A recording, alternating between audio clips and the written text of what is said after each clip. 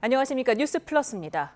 대구 북구 함지산에서 발생해 23시간 만에 꺼진 산불이 재발화해 확산하고 있습니다. 연기와 불길이 퍼지면서 대구시 북구는 주민들에게 대피 명령을 내렸습니다. 취재 기자 연결합니다. 이윤재 기자, 산불이 되살아난 게 언제쯤입니까? 네, 산림당국이 주불 진화를 선언한 건 어제 오후 1시입니다. 하지만 6시간쯤 지난 저녁 7시 반쯤 함지산 북쪽 백면사 주변에서 일부 불길이 다시 살아났습니다. 대구시와 소방이 밤사이 불길 확산을 최대한 저지했고 날이 밝으면서 헬기 10여 대를 투입해 진화 작업을 벌였는데요. 불길은 강한 바람을 타고 오히려 확산했습니다. 특히 오후 들어 함지산 북쪽 이외의 다른 지역에서도 불이 다시 타올랐습니다. 그러면서 산림당국은 헬기 투입을 늘렸습니다. 오후 4시 반을 기준으로 투입된 헬기는 모두 41대입니다. 다만 현장에 다소 강한 바람이 불어 진화가 쉽지 않은 것으로 알려졌습니다. 또 재발화한 불길이 퍼지면서 대구 북구는 주민들에게 대피 명령을 내렸습니다.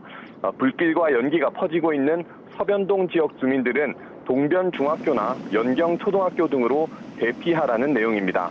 이곳 대구 함지산에서 처음 불이 시작된 건 그제, 그러니까 지난 28일 오후 2시쯤입니다. 산림당국이 헬기 50여 대를 동원해 진화 작업을 벌인 끝에 23시간 만에 주불을 진화했지만 지금은 말씀드린 것처럼 불길이 되살아나 확산하고 있습니다. 산불 발생 주변 주민들은 행정기관의 대피 안내나 방송 등에 귀를 기울이는 게 좋겠습니다. 지금까지 대구경북 취재본부에서 YTN 이윤재입니다. 더불어민주당 이재명 대선 후보의 선거법 위반 사건에 대한 대법원 판단이 내일 오후 3시에 나옵니다. 사실상 이 후보의 정치적인 운명이 걸려있는 만큼 관심이 집중되고 있습니다. 김영수 기자입니다. 민주당 이재명 대선 후보 선거법 위반 사건 항소심 선고는 지난 3월 26일 나왔습니다. 2심 재판부가 무죄를 선고하자 검찰은 다음 날 곧바로 상고했고 상고 이유서도 법에 정해진 기한보다 열흘 정도 빨리 냈습니다. 검찰 입장에선 유력한 대선 후보 사건인 만큼 속도를 냈던 것으로 볼 수 있는데 대법원 역시 이례적으로 빨랐습니다. 대법원은 사건을 소부에 배당하자마자 전원 합의체로 회부했고 첫 합의기일도 같은 날 열어 중앙선관위원장을 겸직하고 있는 노태학 대법관의 회피 신청을 인용했습니다. 두 번째 합의기일도 이틀 뒤에 잡혔습니다. 조희대 대법원장이 전체 대법관들의 의견을 듣고 전원 합의체 회부를 결정한 걸로 파악됐는데 심리 속도에도 의중이 반영됐다는 분석이 나옵니다. 이에 따라 이 후보 선거법 위반 사건은 대법원 전원 합의체 회부된 지 9일 만이자 항소심 무죄 선고 36일 만에 상고심 결과가 나오게 됐습니다. 이 후보는 지난 2021년 대선 과정에서 허위 사실을 공표해 공직선거법을 위반한 혐의로 재판에 넘겨져 1심에서 징역 1년에 집행유예 2년, 당선 무효형을 선고받았지만 2심에선 무죄가 내려졌습니다. 대법원은 조 대법원장을 포함해 12명 대법관의 과반 의견으로 선고를 내리게 됩니다. 대법원 판단에 따라 민주당 이재명 후보의 정치적 운명이 달라질 수도 있는 만큼 내일 오후 3시 대법원의 모든 이목이 쏠릴 것으로 보입니다. YTN 김영수입니다. 내일 나올 대법원의 선고는 더불어민주당 이재명 대선 후보의 정치 행보에도 큰 영향을 줄 전망입니다. 대법원이 어떤 결론을 내릴 수 있는지 또 어떤 파장을 불러일으킬지 엄윤주 기자가 정리했습니다. 대법원이 내릴 수 있는 결론은 3가지입니다. 먼저 전원합의체가 지난달 나온 선거법 사건 2심 선고에 문제가 없다고 판단한다면 상고는 기각됩니다. 이 경우 무죄가 최종 확정되고 이재명 후보의 대선 가도에도 청신호가 켜질 거란 분석이 나옵니다. 반면 2심 선고에 법리 오해 등 문제가 있다고 본다면 대법원은 2심 판결을 깨고 유죄 취지로 사건을 서울 고등법원으로 돌려보내게 됩니다. 파기환송 재판에 시일이 걸리는 만큼 대선 레이스 자체에는 지장이 없겠지만 곧장 사법 리스크를 고리로 정치적 공방에 휘말릴 가능성이 큽니다. 일각에서는 대통령에 당선되더라도 자격 논란이 이어질 수 있다는 전망도 내놓고 있습니다. 또 하나의 가능성은 파기 자판입니다. 대법원이 2심 무죄 선고를 깨고 파기환송심 없이 직접 형까지 정해 선고하는 건데 가능성이 매우 작다는 게 법조계의 중론입니다. 파기 자판은 공소시효가 지났거나 중복 기소가 확인돼 면소 또는 공소기각이 필요한 경우 등에만 지극히 예외적으로 이뤄져 왔기 때문입니다.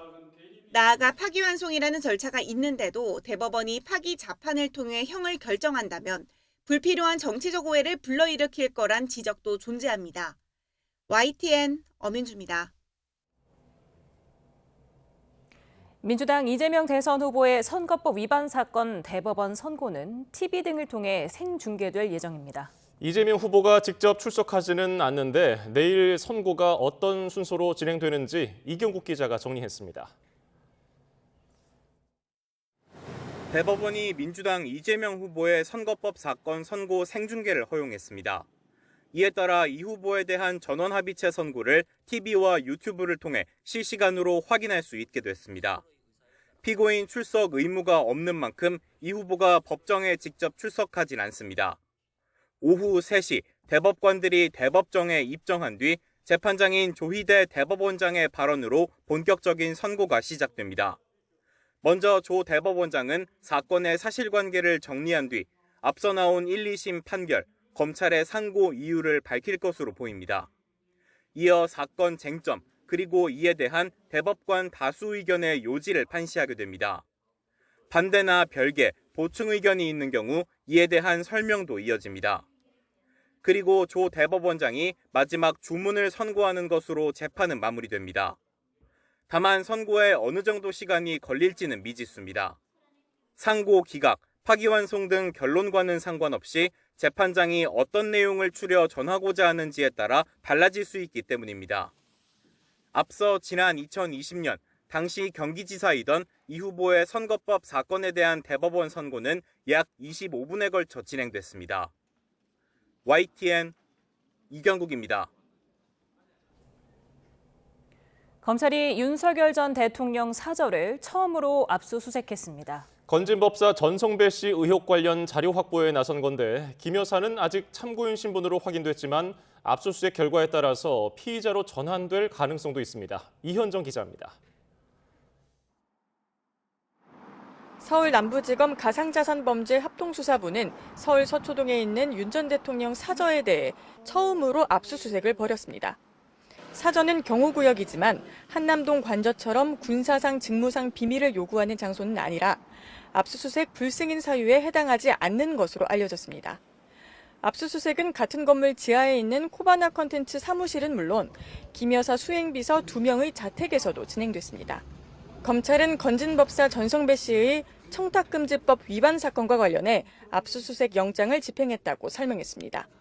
영장에 적시된 피의자는 전 씨와 전 통일교 고위 간부인 윤모 씨로 김 여사는 참고인 신분인 것으로 확인됐습니다. 검찰은 전 씨가 윤 전 대통령 부부와의 친분을 앞세워 공천이나 각종 이권에 개입한 것은 아닌지 수사하고 있습니다.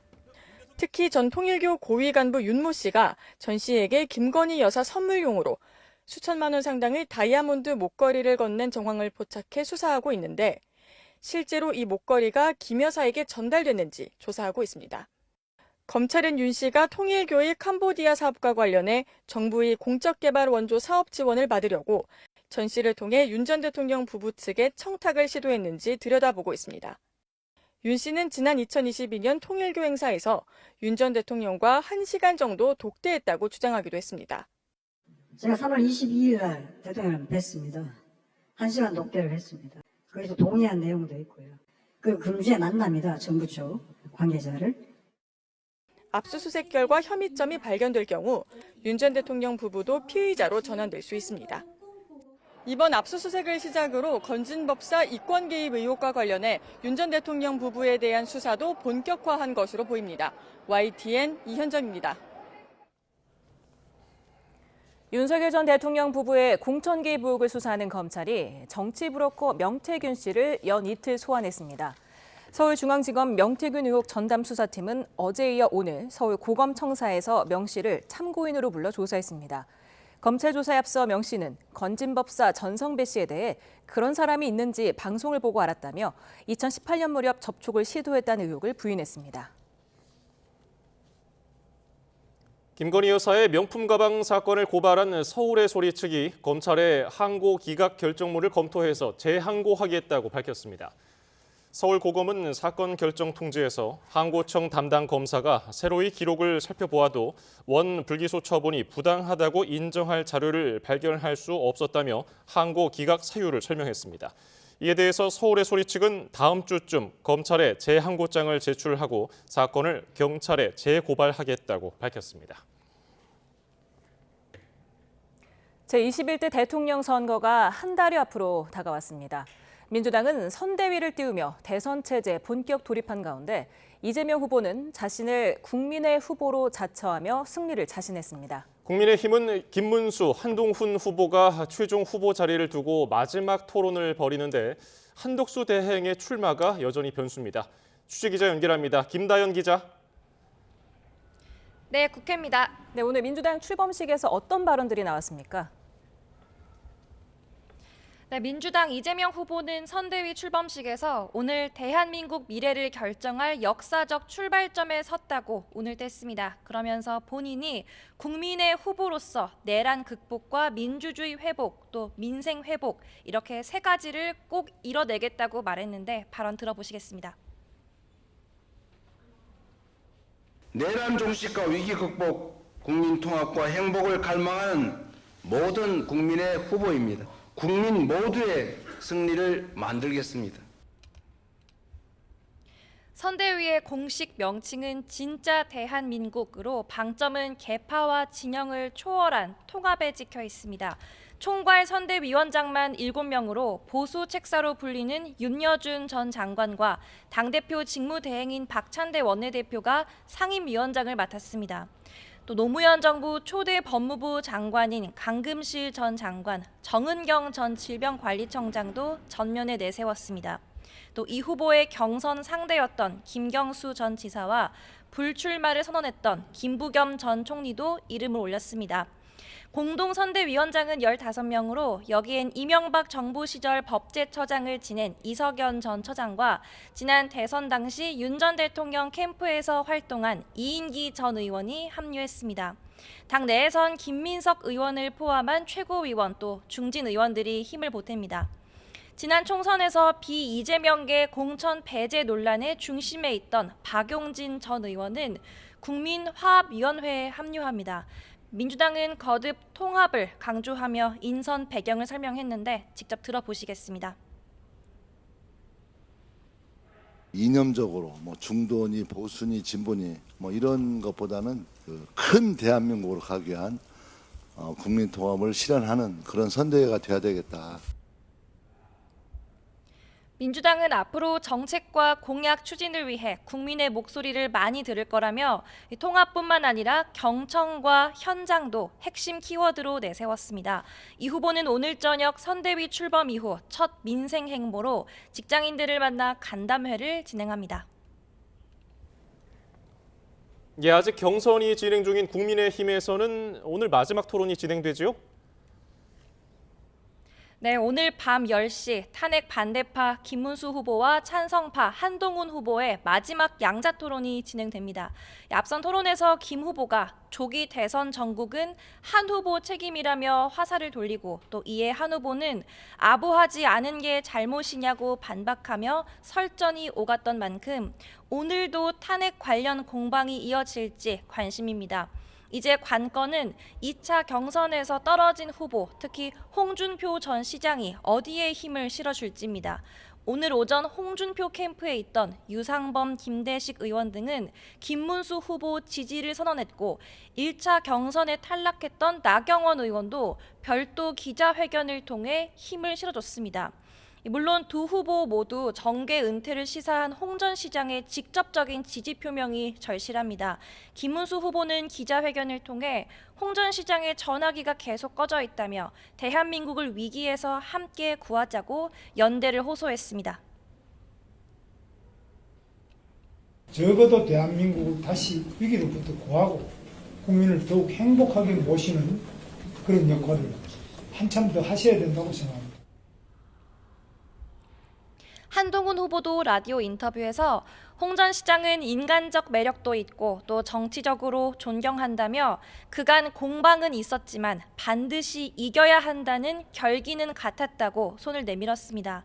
한 후보 측은 중도 표심 끌어모으기에도 전력을 다하고 있는데 안철수 후보뿐만 아니라 어제 결선 직후에는 오세훈 시장에게 연락하는 등 물밑 접촉에 들어간 거로 파악됐습니다. 또 다른 변수는 역시 한덕수 대통령 권한대행의 출마와 또 향후 단일화 여부인데 두 후보의 입장은 여전히 온도차가 있습니다. 김문수 후보 측은 라디오 인터뷰에서 이기려면 누구든 함께 해야 한다며 단일화와 대통합에 열려있다는 기존 입장을 거듭 강조했습니다. 한동훈 캠프에서는 한대행의 출마는 노욕이라는 비판까지 나왔는데 한 후보 본인은 연대 가능성을 아주 닫아두지는 않으면서도 판단은 어디까지나 최종 후보의 몫이라는 점을 부각했습니다. 결국은 보수의 중심에서 당원이 77만이잖아요. 당원과 국민이 선출한 후보가 곧 나옵니다. 그 후보 중심으로 논의해 나갈 문제입니다. 한덕수 대행은 무소속 출마 뒤 입당이 유력해 보이는데 한대행 측은 나경원 캠프가 꾸려졌던 사무실의 입주를 시작한 거로 알려졌습니다.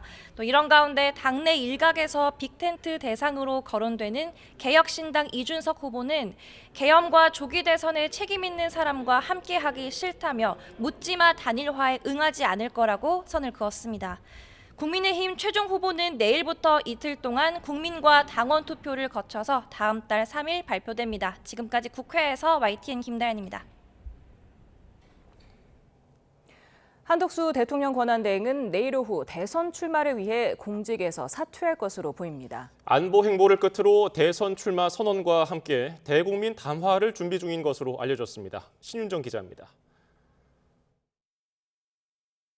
한덕수 대통령 권한대행은 트럼프 2기 행정부 출범 뒤 장관급으로는 처음 방한한 존 펠란 미국 해군성 장관을 접견했습니다. 한 대행은 한국은 미국 조선업 재건을 지원할 수 있는 최적의 파트너라며 한미동맹의 지속적인 발전을 강조했습니다. 조선 분야 협력을 지렛대로 삼아 미국과 진행 중인 통상협상을 풀어나가겠다는 뜻으로 보입니다. 한 대행은 내일 오전 안보 관련 장관급 회의를 주재할 것으로 알려졌는데 이 일정을 끝으로 사퇴할 것으로 전망됩니다. 정부와 구 여권 관계자들 사이에서는 한 대행이 대선 출마 결심을 굳힌 만큼 사퇴를 더 미룰 수 없다는 반응이 전해졌습니다. 출마 선언은 사퇴 다음 날인 다음 달 2일이 될 것으로 보이는데 대국민 메시지 발표도 검토 중인 것으로 전해졌습니다. 정치권의 극한 대립이 경제와 사회 발전의 발목을 잡는 데 대한 문제점을 지적하며 국민 통합을 이루기 위한 비전이 담길 전망입니다. 현장이 변화하고 여러분이 체감할 수 있도록 결과 중심으로 규제 혁신을 끊임없이 추진해 나갈 것입니다. 구체적으로는 임기 단축과 연계한 분권형 개헌 추진, 진영을 아우르는 거국내각 구성 등이 포함될 가능성이 제기됩니다. 한 대행이 사퇴를 선언할 경우 최상목 경제부총리가 다시 대행직을 물려받아 한 달 정도 남은 대통령 선거 일정을 관리하게 됩니다. YTN 신윤정입니다.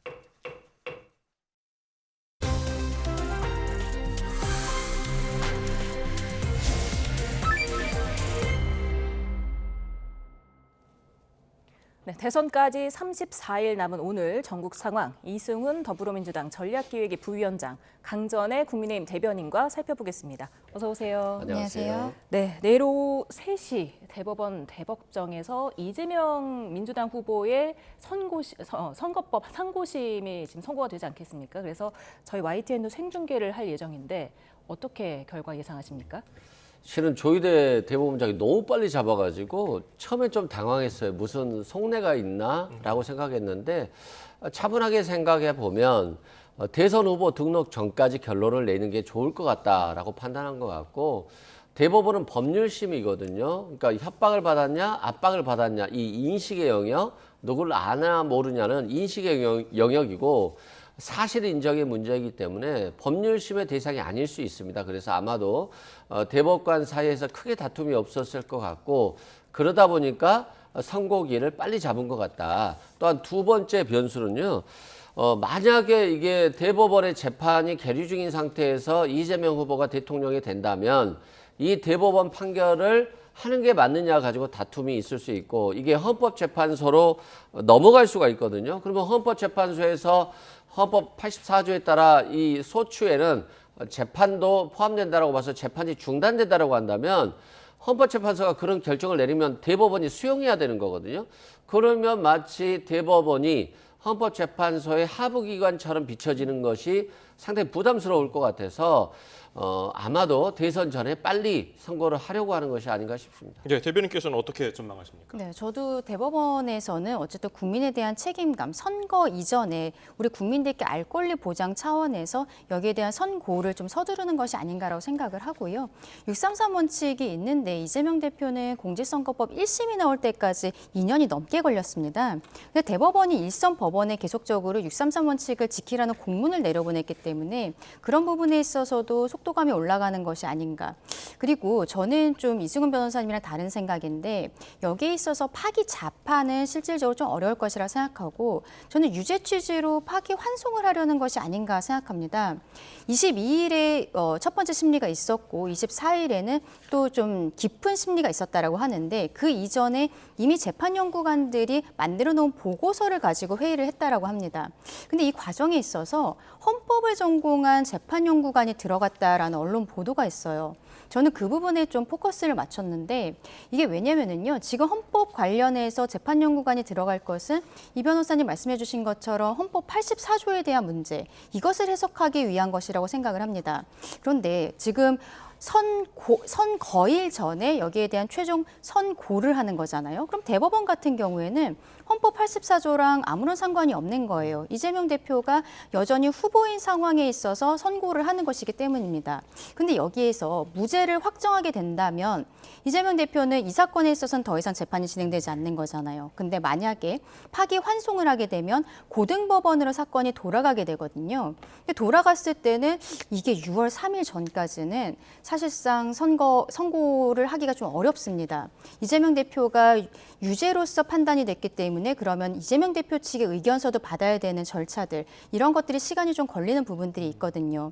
그런 것까지 고등법원에서 다시 한번 여기에 대해 판단할 때는 이재명 대표가 대통령이 될 수도 있다라는 전제하에 헌법을 전공한 재판연구관들도 같이 여기에 회의에 들어갔던 것이 아닌가 저는 그렇게 생각을 합니다. 네, 사실 633 규정을 조희대 대법원장이 계속해서 강조를 해왔는데 이 633 규정에 따르더라도 6월 26일까지만 하면 그게 채워지는 것 아니었습니까? 3개월 안에. 근데 지금 2달 가까이 당겨지는데 또 조희대 대법원장의 의지가 강하게 작용했다. 이런 분석이 나오더라고요.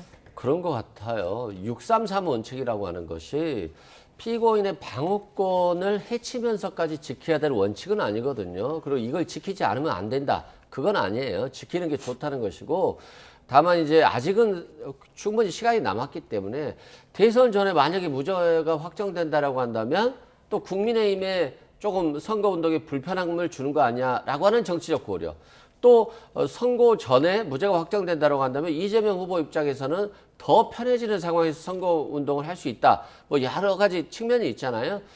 그럼에도 불구하고 그런 정치적 유불리를 떠나서 선거 시작하기 전에 대법원이 결정을 한다라고 하는 것은 이 선고가 정치적 영향력을 최소화시키려고 하는 것 같아요. 그래서 최대한 빨리 한다라고 본 것 같고 선거 이후에는 경우에 따라서는 헌법재판소가 이거 재판 중단해야 된다 결정하면 대법원에서 사건이 계속 계류돼야 되는 거거든요.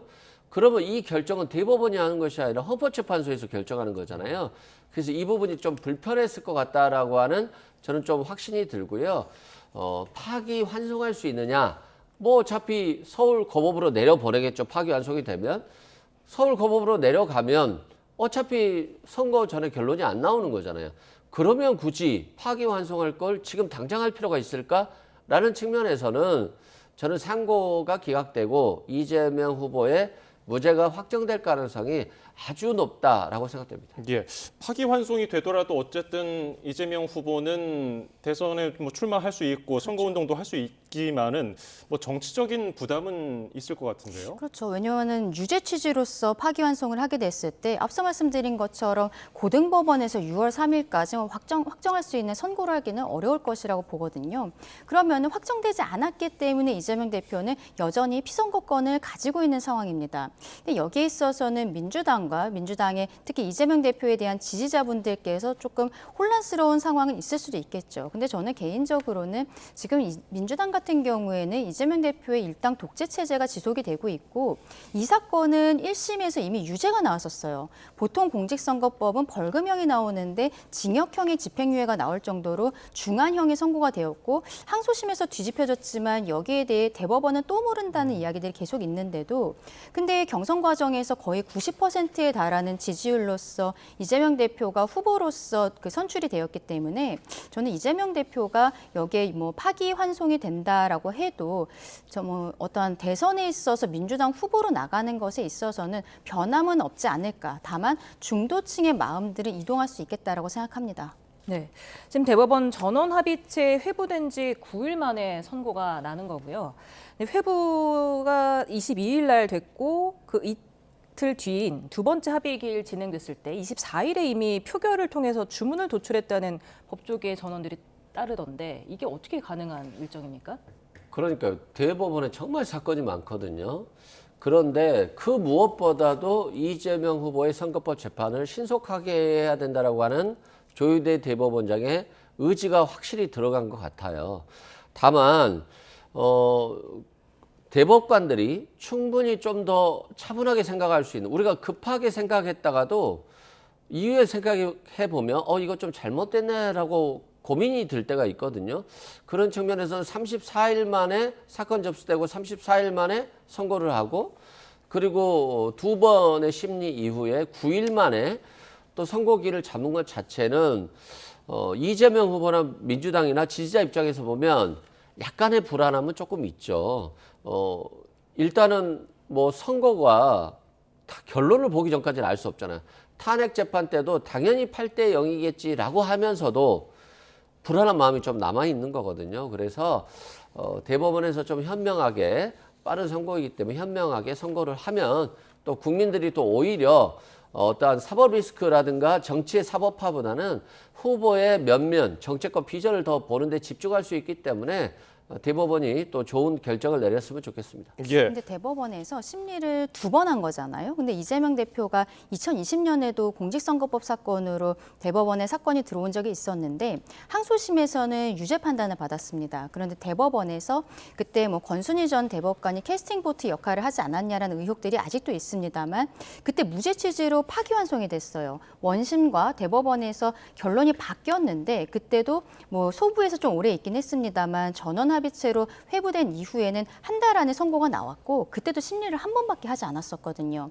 이번 같은 경우에는 처음에 그 대법원 2부로 배당이 되고 당일에 전원 합의체로 회부된 부분들을 보면은 그리고 바로 이틀 뒤에는 이미 재판연구관들이 만들어 놓은 보고서를 가지고 회의를 했다라고 하거든요. 그러면 처음에 이게 3월 26일에 항소심 선고가 있고 그 다음에 곧장 이제 검찰에서 상고장을 제출했기 때문에 기록이 넘어오는데 대법원으로 넘어오는데 며칠 걸리지 않았을 거예요. 그러면 그때부터 대법원 입장에서는 이 사건에 대한 심리를 실질적으로는 시작했던 것이 아닌가. 그렇게 생각하면 이미 한 달여가 지난 상황이어서 뭐 졸속이라든지 너무 빠른 것이 아니냐. 이런 의혹들은 좀 사그라들지 않을까라고 생각합니다. 예, 그러면 대법관들이 가장 고민한 부분은 공직선거법을 엄격하게 볼지 혹은 표현의 자유를 좀 폭넓게 해석할지 이거가 됩니까? 그렇죠. 제가 이제 항상 이 부분에 대해서 이재명 후보에게 무죄가 나올 거라고 생각했던 것들은 아니 내가 국토부로부터 압박을 받았는데 이걸 정치인은 과장되게 협박을 받았다라고 할 수 있는 거거든요. 이건 사람의 인지의 문제잖아요. 우리가 허위 사실 공표죄이지 허위 인식 공표죄가 아니거든요. 그리고 김문기 씨를 몰랐다라고 하는데 알았냐 몰랐냐도 인식의 문제잖아요. 그리고 자꾸 정치의 사법화를 통해서 모든 걸 법원에서 해결하려고 하는데 국민들이 굉장히 똑똑하세요. 그래서 국민들도 정치적으로 판단합니다. 이재명 후보가 말한 것이 맞을까? 틀릴까? 맞을 수도 있고 틀릴 수도 있다라고 판단할 수 있고 그것에 따라서 선택을 하는 거잖아요. 투표를 행사하는 거잖아요. 그러면 국민들께서 판단할 수 있는 정치적인 몫을 모두가 법원에서 판단한다고 한다면 검찰은 저 사람이 무슨 거짓말하고 있는가만 보고 있으면 되는 거예요. 그래서 만약에 대선에서 패배한 후보는 무조건 재판받고 유죄 판결 받고 뭐 구속이 되거나 뭐 피선거권을 상실하거나 이런 상황이 되는 거거든요. 그래서 과도한 검찰의 개입 그리고 정치의 사법화는 지양해야 되고 앞으로도 모든 걸 다 검찰이 해결하는 세상은 없어져야 됩니다. 이 사건 관련해서는 잠시만요. 저기 속보 하나만 전해드리고 다시 얘기 나눠보도록 하겠습니다. 저희가 지금 앞서서 대구 북구 함지산에서 산불이 재발화해서 확산하고 있다는 소식을 전해드렸는데요. 이에 국가 소방 동원령이 발령됐다는 소식이 들어왔습니다. 예. 23시간 만에 큰 불길이 잡혔던 대구 함지산 산불 부분 재발화했는데요. 국가 소방 동원령이 발령됐다는 소식 전해드렸습니다. 저희가 자세한 소식은 이어지는 뉴스에서 전해드리겠습니다. 네. 계속 말씀하실까요? 예, 일단은 이번에 대법원으로 검찰에서 상고를 할 때 상고 이유에 있어서 공직선거법상 허위사실 유포 이런 그 행위 같은 경우에는 일반 유권자의 입장에서 판단해야 된다. 이게 대법원의 일관된 판례거든요. 근데 거기에 맞지 않는 항소심 판결이 나왔다라는 것이죠. 백현동 사건에 있어서 박근혜 정부 국토부로부터 협박을 받았다라고 이야기를 하는 과정에 있어서 이재명 대표는 경기도에 대한 감사 과정에 있어서 판넬 같은 것들을 미리 준비를 해오고 그리고 관련된 공무원들이 모두 다 협박 같은 것을 받은 적이 없다라고 이야기를 한 바가 있습니다.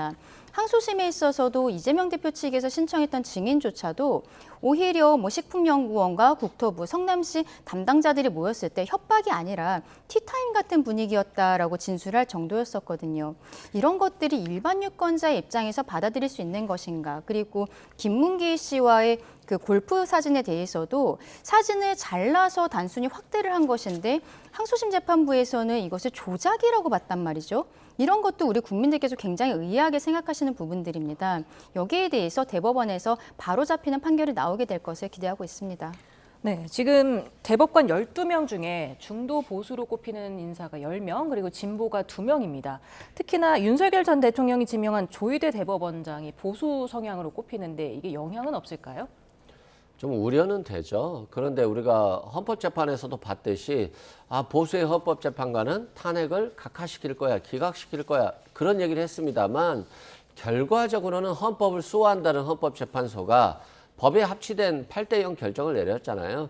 마찬가지입니다. 대법관들도 보수 우위이고 그렇기 때문에 재판을 신속하게 하는 것들이 이재명 후보에게 불리한 재판을 하려고 하는 거 아니야? 라고 하는 조금 우려심은 있습니다만 그럼에도 불구하고 대법원이라고 하는 것은 법률심이고 사실 인정에 관한 문제는 사실심 정권사항입니다. 그래서 뭘 알았냐 몰랐냐 또는 협박이나 압박과 같은 인식의 문제는 대법원에서 법률심으로 다룰 문제가 아니라고 보고 있기 때문에 대다수의 법조인들이 이건 상고 기각이다라고 하는 이유가 결국 법률심에 있는 거거든요. 그래서 대법관들도 수십 년간 법을 알고 재판을 해오신 분들이기 때문에 그 어떠한 선을 넘어서 나는 이재명 후보 싫어, 민주당 싫어 라고 한다라고 해서 그런 자기의 주관적인 성향으로 말미암아 법과 양심에 어긋나는 판결을 하지는 않을 것이다라고 보고 있습니다. 예, 그러면 판결은 대법관 다수가 선택하는 쪽으로 나오는 겁니까? 네, 그렇죠. 7인 이상이 뭐 기각이나 뭐 여기 인용 의견들이 나오면 그것으로 결국에는 기명 형태로서 판결문이 나오게 되는데요. 내일 같은 경우에는 생중계를 한다고 합니다. 그러면은 여기에 대해서 아마도 이유를 먼저 읽을 것으로 보이고 그리고 마지막에 여기에 대한 선고를 할 것으로 보입니다. 대법원 사건 같은 경우에는 피고인이 출석을 하지 않아도 되기 때문에 민주당 측에서는 이재명 대표가 내일 선고기일에는 출석하지 않을 것이다. 라고 밝히고 있습니다. 어쨌든 지금 우리 국민들께서 관심을 굉장히 많이 갖고 계시기 때문에 그리고 이번 대선에 있어서 어떻게 보면 이재명 대표가 굉장히 유력한 대선 주자인 것은 사실이기 때문에 이 판결을 생중계를 함으로써 언론에 보도되는 것을 넘어서 국민들께서 이 내용의 하나하나에 대해서 더 관심을 가지실 수 있는 이런 기회가 되지 않을까라고 생각합니다. 네, 지금 같은 당에 있는 주진우 의원이 파기환송 시에 대선 전 5월 안에도 선고가 가능할 거다 그렇죠. 이렇게 말했는데 어떻게 주진우 보세요? 의원께서는 그렇게 말씀을 하셨는데 저는 현실적으로 좀 어려울 거라고 생각을 해요. 왜냐하면 파기환송이 되었을 때 서울고등법원에서 또 이재명 대표 측으로 뭐 송달을 시키고 이런 과정들이 있는데 지금까지 이재명 대표, 이재명 피고인 측의 행동을 보면은 서류 송달 같은 것들 또 지연해서 받는다라든지 그리고 의견서를 내는 과정. 이번 같은 경우에는 무죄가 선고가 되었기 때문에 일단은 검찰 측에서 의견서를 먼저 내야 되는데 유죄로 판단이 됐을 때는 이재명 대표 측의 의견서가 반드시 필요한 부분들이 있거든요. 그러면 또 그 변호사 선임에 있어서도 심급 대리가 있기 때문에 새로운 변호사를 선임을 해야 된다. 이러면서 또 시간을 끌 가능성들이 굉장히 높습니다. 현실적으로 저는 뭐 5월 안에 적어도 6월 3일 대선 전에 뭐 고등법원 사건이 확정이 된다거나 그러기는 어렵지 않을까라고 생각합니다. 예, 민주당 선대위 얘기를 해보겠습니다. 상당히 규모가 커요. 뭐 하나로 딱 정의 내린다면 어떤 선대위라고 할 수 있습니까? 통합선대위라고 보면 될 것 같아요. 과거에 이재명 후보가 대선에 나왔을 때는 뭐 경기도, 성남 출신의 인사들이 뭐 주축이 됐다 뭐 이런 비판들이 많이 있었는데 지금은 통합의 시간이다. 윤석열 정부 3년 동안 국민과 싸우고 야당과 싸우고 야당 대표와 싸우다가 그냥 3년이 지나가 버리고 파면되고 탄핵됐거든요.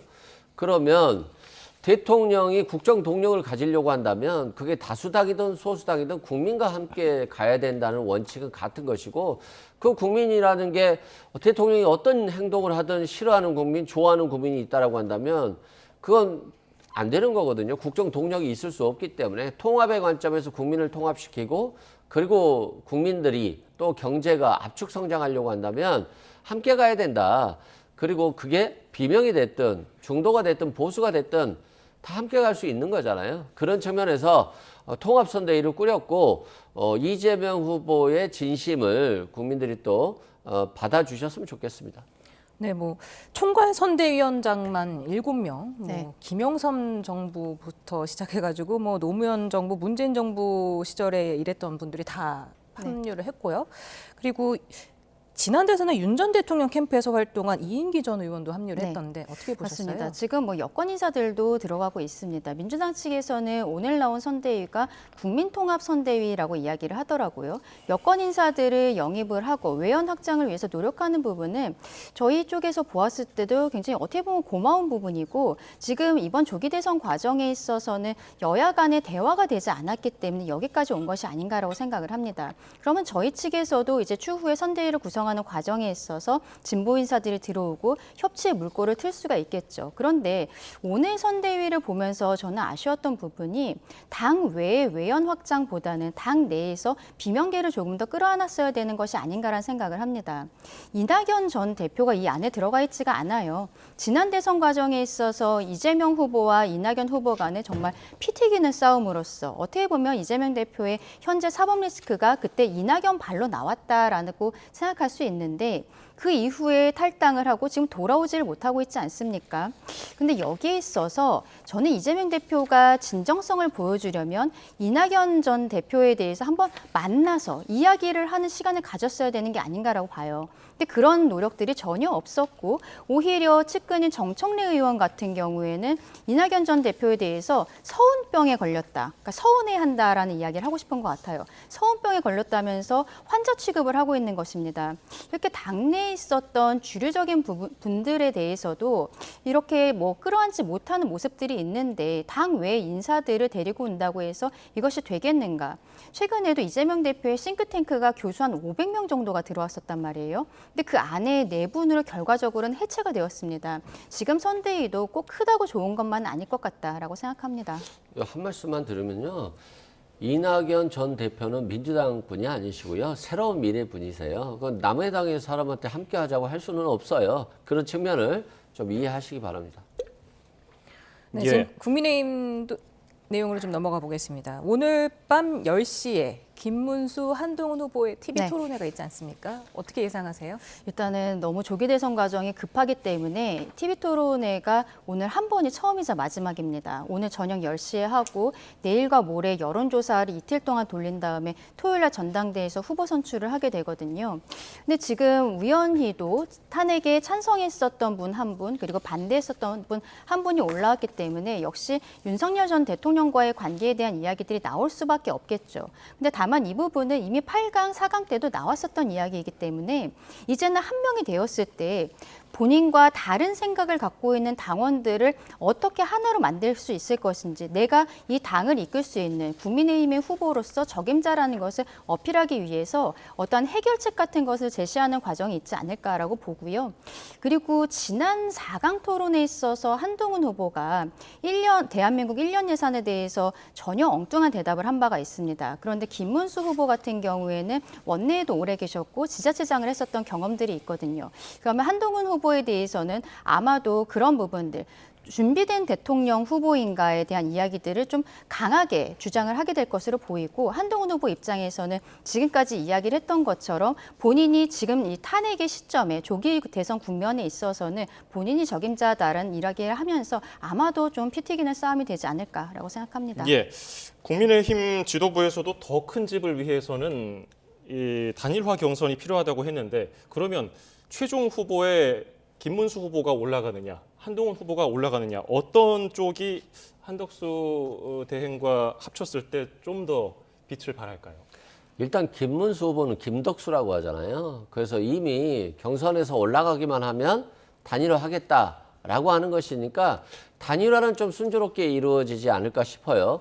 다만 굉장히 오래 달리기를 해가지고 마라톤 다 끝났는데 갑자기 힘에 겨운 사람한테 야, 너 다른 사람하고 다시 경선해 라고 하는 것과 같은 것이어서 공당으로서의 국민의힘이 할 모습은 정말 아닌 것 같다라고 생각되고요. 한동훈 후보 같은 경우는 어떤 선택을 할지 제가 잘 모르겠더라고요. TV에서 얘기하는 모습들을 보면 지금 경선 얘기를 할 때는 아니다라고 하는데, 그러면 정작 후보가 돼서도 시간 끌기를 하다 보면 한덕수 대행의 표심이 자기한테 올 거다라고 해서 이기는 경선을 할 것인가, 아니면 아예 경선을 치르지 않을 것인가에 대한 생각이 좀 있는 것 같더라고요. 그래서 좀 그건 더 지켜봐야 되겠는데요. 결국에는 국민의힘의 대통령 후보라고 한다면 대한민국을 어떻게 운영할 것인가에 대한 생각이 있어야 되는데, 내가 후보가 된다면 한덕수 대행에게 진상하겠다라고 하는 느낌이 들어요. 그래서 김문수 후보가 왜 대선에 나왔는지에 대해서는 저는 좀 의문이 많이 듭니다. 네, 홍준표 캠프에 있었던 유상범, 김대식 의원이 김문수 후보 지지를 선언을 했고, 앞서 탈락해서 나경원 의원도 오늘 탈락한 지 한 8일 만에 김문수 후보 지지를 선언했더라고요. 홍준표 후보는 오늘 가족과 함께 탈당계를 내긴 했는데, 맞습니다. 혹시 좀 시간이 지나면 또 어느 정도 역할을 할 것으로 보십니까? 홍준표 후보는 당에서 당연히 역할을 해주셔야 된다라고 생각을 하는데, 탈당계까지, 가족까지 다 같이 탈당계를 지금 제출하신 상황이어서 아마 이번 대선에서 지원 유세를 한다거나 이런 것들을 하지 않겠다라는 의지를 보이신 것이 아닌가 생각합니다. 다만 여기에 있어서는 이제 최종으로 선출되는 후보와 그리고 당 지도부가 반드시 설득을 해야 된다고 생각하는데요. 지금 있는 후보들도 물론 훌륭하신 분들입니다만 홍준표 후보가 가지고 있는 매력들, 특히 2030 청년과의 접점에 있어서는 저희 보수층에서도 홍준표 후보만한 사람이 없다라는 평들이 있습니다. 이러한 부분들이 저희한테 굉장히 중요한 상황이에요. 왜냐하면 개혁신당의 이준석 후보도 끝까지 지금 달리겠다라는 의지를 보여주고 있는 상황이기 때문에 홍준표 후보에 대해서는 저희가 계속적으로 러브콜을 할 수밖에 없는 상황이다라고 말씀드려야 될 것 같습니다. 예, 한덕수 권한대행 사퇴 시점과 출마 선언 시점까지 지금 보도가 되는 상황이에요. 어떻게 보고 계세요? 그래 5월 2일쯤 출마한다고 하더라고요. 오늘 미 해군 장성을 만났기 때문에 아마 그 다음 일정으로 미뤘다라고 하는데, 이런 게 좀 저는 웃긴 것 같아요. 한덕수 대행이 일단은 권한 대행으로서 국정을 책임지고 있고 또 조기 대선 과정에 있어서 대선을 관리하는 사람인데, 대선을 관리하려고 하는 심판이 심판은 안 보고 그냥 계속 선수로 뛰고 있는 거예요, 몰래. 한 명이 그러니까 12대 11로 싸우는 것처럼 몰래 싸우고 있는데 이게 굉장히 위선적인 부분입니다. 공직자라고 한다면 자신이 뭐 윤석열 정부 실패의 2인자로서 책임을 진다라고 하는 것을 망각하더라도 최소한 마음을 먹었으면 그만 공직 사퇴하셔야죠. 그런데 자꾸 마치 공권력을 이용해서 선거운동 한다는 것 자체가 저는 굉장히 무책임해 보이고요. 국민들께 감동을 전혀 주지 못하고 있다라고 말씀드립니다. 네, 한대행이 사실은 나경원 캠프가 꾸려졌던 사무실에 입주를 시작한 것으로 보이는데 내일 사퇴하고 모레 출마 선언이 유력하다 이런 보도가 계속 나오고 있지 않습니까? 네. 그런데 또 최상무 부총리는 아직까지 언지를 받지 못했다 이렇게 오늘 밝혔어요. 그렇죠. 아직 뭐 주위 사람들한테 언제 뭐 출마 선언을 하겠다라든지 구체적인 일정은 이야기하지 않은 것으로 보이고, 다만 언론 보도에 따르면은 나경원 의원이 이제 중도에 탈락을 했기 때문에 그 사무실을 인수를 해서 한 28일 정도부터는 이미 실무진들이 일을 하고 있다라는 보도들이 있거든요.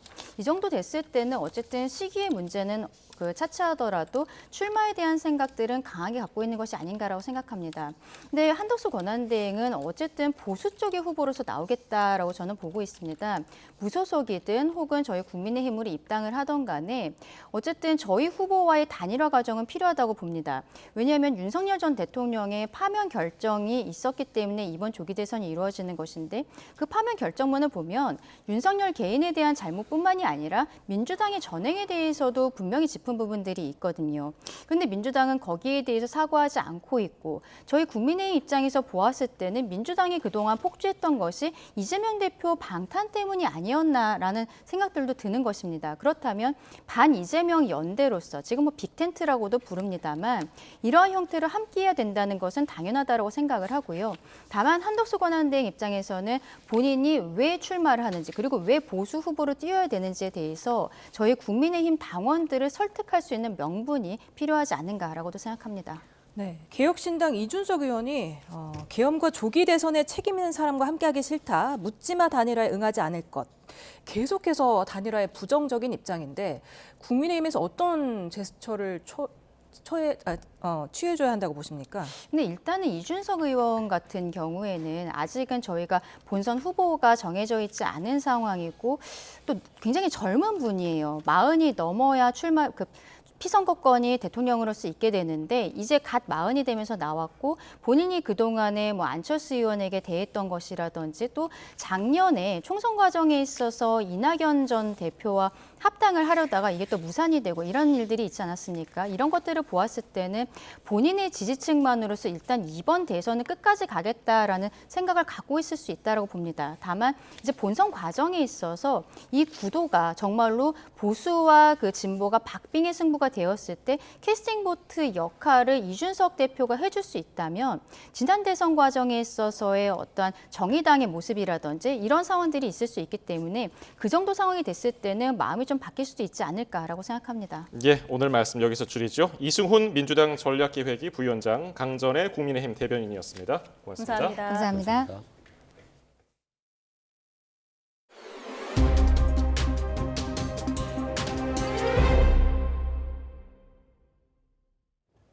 서울 시내버스 노사 협상이 최종 결렬되며 노조가 준법 투쟁에 나섰습니다.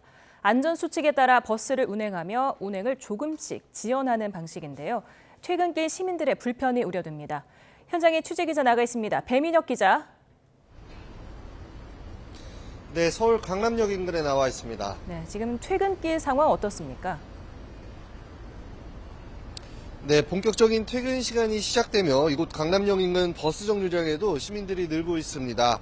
다만 제가 이곳을 둘러보며 만났던 시민들은 아직 평소와 크게 다른 점을 느끼지는 못한다고 전했습니다. 서울시 버스노동조합은 앞선 오늘 새벽 2시 노사 임금 협상이 최종 결렬되면서 새벽 첫 차부터 안전운행, 이른바 준법투쟁을 시작했습니다. 안전운행은 건널목 앞에서 우선 멈추거나 휴게 시간을 준수하는 등 말 그대로 규정을 철저히 지키며 운행하는 것을 뜻합니다. 이 과정에서 운행 간격이나 속도 등을 조절해 사실상 버스 운행이 조금씩 지연되는 방식이라는 점에서 완만한 단계의 쟁의 행동으로 분류됩니다. 서울시는 출퇴근길 시민들의 불편을 줄이기 위해 비상수송 대책을 가동하고 있습니다. 코레일은 출근 시간대에 13차례 지하철을 추가 운행한 데 이어 퇴근 시간대와 심야 시간에도 각각 9차례, 8차례 추가 운행한다고 설명했습니다. 또 지하철 역사와 주요 거점을 연결하는 무료 셔틀버스를 자치구별로 운영하고 있습니다. 구별 셔틀버스 운행 노선도는 서울시와 서울교통정보센터 홈페이지 등에서 확인할 수 있습니다. 다만 내일부터는 연휴가 이어지면서 투쟁으로 인한 교통혼잡이 심하지는 않을 것으로 보입니다. 지금까지 서울 강남역 인근에서 YTN 배민혁입니다. SK텔레콤으로부터 유심정보 해킹 수사 의뢰를 받아 내사를 이어오던 경찰이 정식 수사에 착수했습니다. 사이버 수사 전문 인력 중심으로 전담 수사팀을 꾸렸는데요. 해킹 경로를 확인해 배후를 쫓겠다는 방침입니다. 정현우 기자의 보도입니다. SK텔레콤 유심정보 해킹 사건 이후 가입자들은 자신의 정보가 어디서 어떤 목적으로 쓰일지 알 수 없어 불안하기만 합니다. 지금 누구한테 어떻게 지금 팔려나가는지 저도 지금 모르지만 답답하고 불안하고 그렇습니다. 가입자 전화번호와 가입자 식별키 등 유심복제에 활용될 수 있는 정보가 유출된 것으로 파악된 가운데 SKT는 지난 22일 경찰에 수사를 의뢰했습니다. 이에 따라 이 건 전 조사, 내사를 이어온 경찰은 기본적인 사실관계를 파악하고 정식 수사에 착수했습니다. 사이버 수사 전문 인력을 중심으로 22명 규모의 SKT 유심정보 유출 전담 수사팀을 서울경찰청에 편성해 본격적인 조사에 나섰습니다. 경찰은 악성 코드가 침입한 서버 등 자료를 분석해 해킹 배후를 추적할 방침입니다. 다만 서버 침투에 사용된 것으로 파악된 악성 코드가 은닉성이 높은 BPF 도어 계열로 해커의 통신 내역을 탐지하기가 쉽지 않은 것으로 알려져 있습니다. 하지만 경찰은 과학기술정보통신부가 꾸린 민관합동조사단과도 자료를 공유하며 조사에 속도를 내겠다는 계획입니다. 또 해외 공격 가능성도 고려해 FBI 등 다른 나라 수사기관과의 공조체계도 가동한다는 방침입니다. YTN 정현우입니다. 국회 과방위는 청문회를 열고 대규모 유심 해킹 사태가 발생한 SK텔레콤을 한 목소리로 질타했습니다. 과방위원들은 SK텔레콤이 유심 재고를 충분히 마련하지 못했고 고객 안내도 부실하다고 비판하며 통신사를 옮기려는 고객들에게는 위약금을 면제해야 한다고 지적했습니다. 민주당 소속 최민희 과방위원장은 유심 보호 서비스가 완벽하다면 최태원 회장을 포함한 SK그룹 사장단은 유심을 교체하면 안 된다며 임원들의 유심 교체 이력 자료를 요구하기도 했습니다. 내일부터 징검다리 황금 연휴가 시작되는 가운데 해외여행을 계획한 SK텔레콤 가입자들은 더 조급하게 유심 교체에 나섰습니다. SKT의 유심 보호 서비스와 해외 로밍을 동시에 이용할 수 없기 때문인데요. 유영상 SK텔레콤 대표는 다음 달 14일부터 동시 이용이 가능하다고 밝혔습니다. 최아영 기자입니다. 출국이 몰리는 이른 아침, 인천공항 SK텔레콤 로밍센터는 유심을 교체하기 위한 가입자들로 북새통입니다. 출국 시간에 쫓겨 유심을 교체 못하고 발길을 돌리는가 하면 1시간이 넘는 대기에 비행기 놓칠까 초조한 해외 여행객도 있습니다. 12시 20분의 비행기인데 시간이 조금 애매해가지고 약간 좀 불안한 마음이 있습니다. 현재 SKT의 유심보호 서비스와 로밍 서비스는 동시에 가입할 수 없습니다. 로밍이 해외망을 빌려 쓰는 만큼 부정 개통 등 범죄 감시가 쉽지 않기 때문입니다. 유심을 교체할 수밖에 없는 해외 여행객 불편은 이만저만이 아닙니다. 원래 유심 보호 서비스로 유심을 이제 신청을 했는데 여행을 가면은 그게 안 된다고 해가지고 공항도 더 사실 일찍 오려고 했는데 그 공항버스 표도 다 매진돼서 또 이참에 해외 여행을 계기로 교체에 나선 가입자들도 있습니다. 동네에서는 재고가 없다고 못 해주더라고요. 그래서 온 김에 그냥 겸사겸사 하는 느낌이라서. 앞서 출국하지 않는 가입자들도 공항으로 몰렸던 만큼 SKT 로밍센터는 당일 출국자를 우선 교체해주기로 했습니다. 오는 5월 14일부터는 해외 로밍과 유심보호 서비스를 동시에 이용할 수 있도록 시스템을 개선할 계획입니다. 5월 14일부터는 바꿀 텐데요. 그 전까지는 유심 교체를 해드리겠습니다. 다만 유심 물량 부족 속에 해외 여행객이 몰리는 징검다리 황금 연휴가 시작되면서 혼선이 빚어지지 않을까 우려도 나옵니다. YTN 최아영입니다. 국정원이 러시아로 파병된 북한군 사상자만 4,700명에 이르고 그 대가로 러시아의 핵심 군사기술 상당수가 이전된 것으로 파악했습니다. 또 영변에서는 여전히 무기급 플루토늄 생산이 잇따르면서 언제든 핵실험이 가능하도록 풍계리 갱도가 관리되고 있다고 보고했습니다. 박희재 기자입니다. 북한이 최근 러시아 파병 사실을 공식화한 이후 북한군의 파병 규모가 구체적으로 공개됐습니다. 두 차례에 걸쳐 파병된 규모는 11군단과 정찰 총국 소속 등 15,000명이 보내졌고 사상자는 4,700명, 이 가운데 600명이 사망한 걸로 파악됐습니다. 국회 정무위 비공개 간담회에서 이 내용을 보고한 국가정보원은 현지 매체에서 파병 동향이 처음 보도된 이후 반년 가까운 파병 장기화 속에 일탈 행위도 잇따른다고 말했습니다. 파병 장기화로 인해서 북한군 내부에서는 과음, 절도 등 일부 일탈 행위가 확인되고 있다고 보고되었습니다. 다만 북한은 이번 파병으로 무인기 대응을 비롯한 현대전 경험은 물론 군사와 경제 분야에서 상당한 대가를 얻은 것으로 보입니다.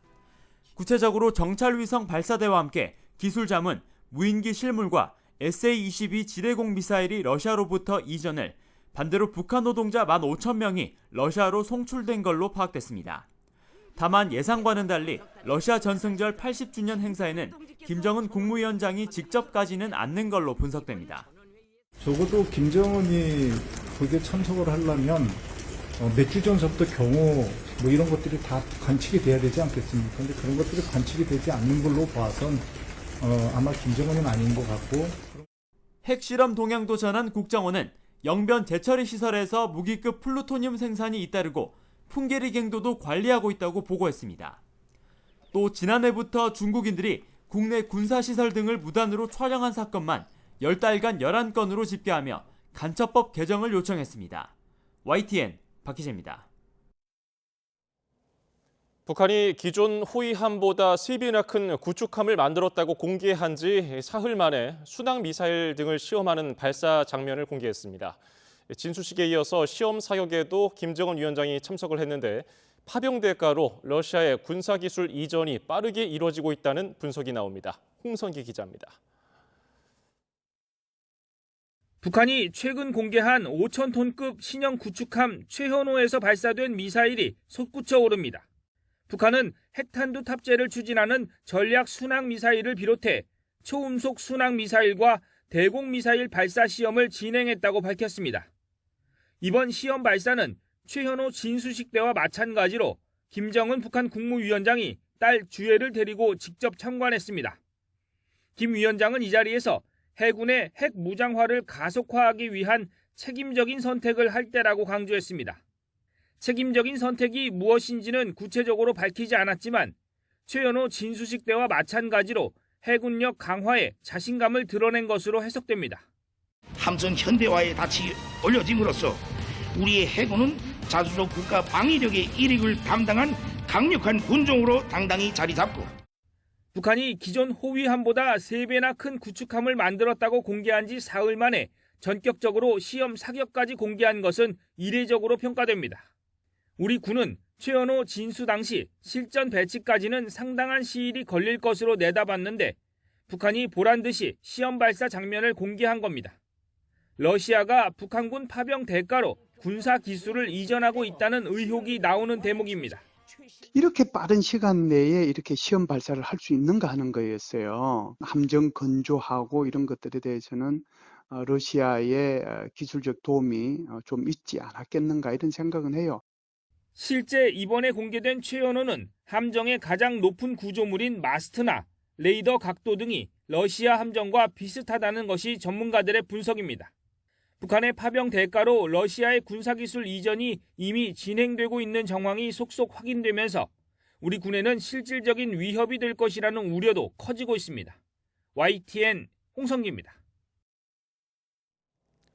북한과 러시아가 최근 두만강을 가로질러 두 국가를 잇는 자동차용 교량을 건설 중인 것으로 파악됐습니다. 통일부는 최근 두만강 인근 인공위성 사진을 분석한 결과 북러가 새 다리의 착공식을 준비하는 동향을 포착했다고 밝혔습니다.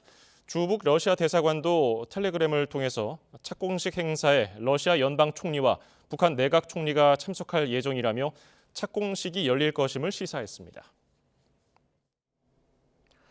내일은 전국에 단비가 내리겠습니다. 오전부터 오후 사이 전국으로 비가 확대된 뒤 밤에 서쪽 지역부터 점차 그치겠는데요.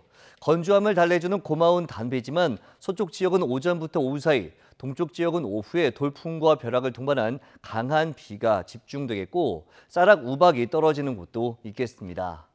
경기 북서부와 제주 산간에 최고 60mm, 다른 지역은 5에서 50mm의 비가 예상되는데요.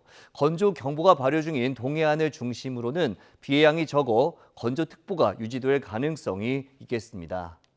내일은 서울 낮 기온이 18도, 대전 23도로 비가 내리면서 고온 현상이 누그러질 전망입니다.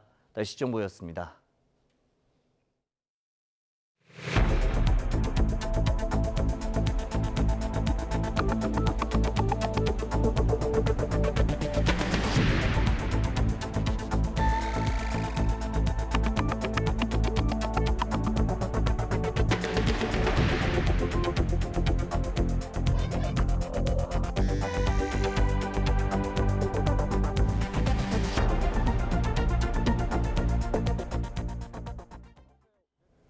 스물세 시간 만에 꺼졌던 대구 북구 함지산 산불이 다시 발화해 확산하고 있습니다. 연기와 불길이 빠르게 퍼지면서 인근 지역에 대피령과 함께 국가 소방동원령이 내려졌습니다. 현장에 취재기자가 나가 있습니다. 김근우 기자.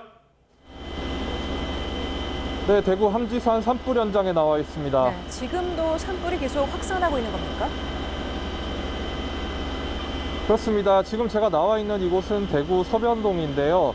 지금 화면상으로는 잘 보이지 않으실 수도 있겠습니다만 정말 앞이 잘 보이지 않을 정도로 연기가 매캐하게 끼었고 정말 숨조차 저희 취재진도 쉬기가 어려울 정도로 연기가 자욱한 상황입니다. 지금 제 뒤로 보이는 저 산이 바로 함지산과 붙어있는 능선 쪽 산인데요. 함지산, 처음에 불이 났던 삼지산보다는 조금 더 동쪽에 있는 산입니다.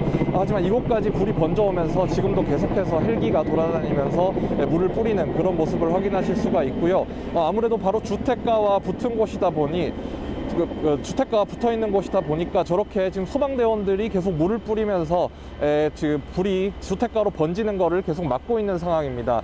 소방대원들이 물을 뿌리는 저 장소가 바로 유치원입니다. 아이들이 아침만 해도 이제 등원을 했을 그런 유치원의 모습을 보실 수가 있는데요. 저곳까지 지금 불이 번질 위험이 계속해서 높아지면서 소방대원들이 유치원 옥상으로 가서 산 쪽으로 물을 뿌리고 있는데 이곳이 얼마나 주택가와 가까운 장소인지를 잘 보여주고 있는 부분인 것 같습니다. 지금 이 주변 주민들 굉장히 많이 불안해하고 있는데요. 저하고 같이 뒤쪽 상황도 한번 같이 보여드리도록 하겠습니다. 지금 사람들이 이렇게 모여있는 모습 보실 수가 있는데요. 제 뒤로 보이는 저 건물이 바로 초등학교입니다. 오늘 아침만 해도 학생들이 등교를 했을 그럴 초등학교인데요. 지금은 학생들이 이곳까지 연기가 불어닥쳐 오면서 모두 대피를 한 것으로 보이는 상황이고요. 주민들은 이곳에서 계속 대부분 마스크를 쓰고 연기를 피하고 있는데 불안한 표정으로 산 쪽을 바라보고 있고 소방대원들도 지금 현장에서 계속 민가 쪽으로의 확산을 방화선을 구축하고 저지하고 있는 상황입니다.